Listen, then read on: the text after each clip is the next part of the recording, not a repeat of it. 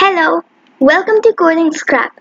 Today, let's know how to translate one language into another.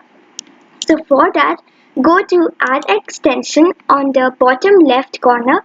Then you will see this extension translate text into many languages. Click on that and then you will be able to see a new code block category.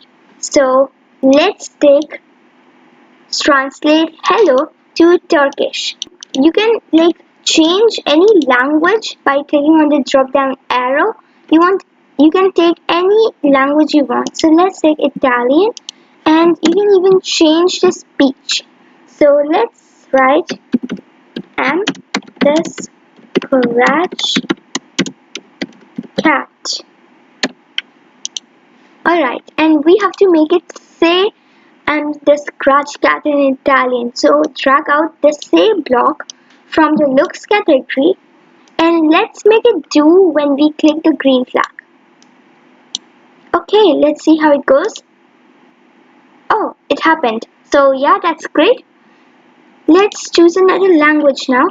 What about Vietnamese? Wow, it literally translated I'm the scratch cat to another language. Wasn't that fun?